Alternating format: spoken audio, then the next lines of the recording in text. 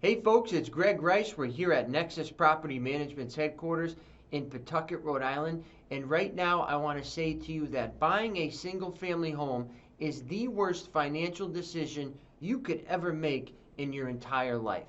Now, a lot of people may disagree with that, but I'm sure a lot of you are thinking, yeah, Greg, you're totally right.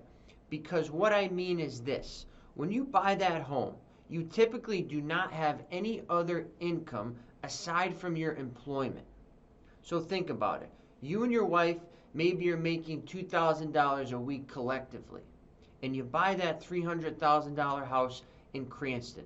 You have a $2,500 mortgage payment that is now tacked against you as far as your debt to income goes.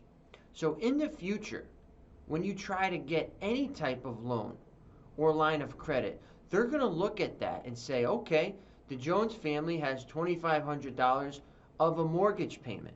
Oh yeah, they also have a $400 car payment, a $600 credit card payment, and a $400 student loan payment.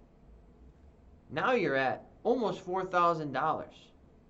And that's not them counting any other expenses that may appear on your credit report.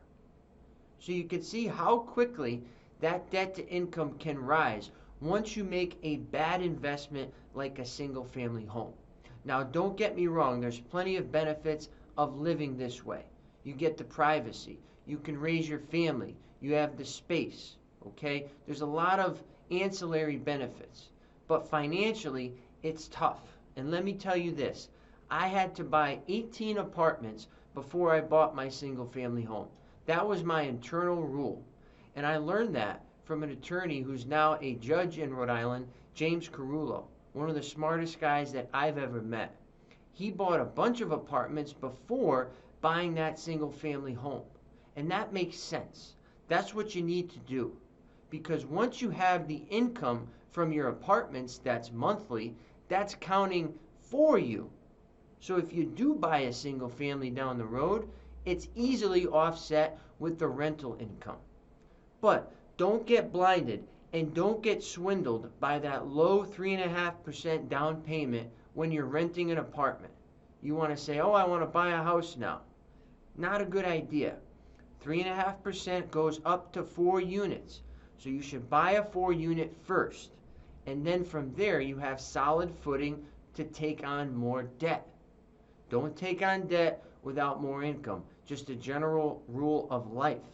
But most people do it and they get stuck in their single family home. They get buried in debt, they cannot save any money, and then they're wondering why they never advanced in their life. That's why you bought that single family home. So buy apartments first, then you can buy your single family home. Okay? Once again, this is Gregory. We're here at Nexus Property Management, your property managed.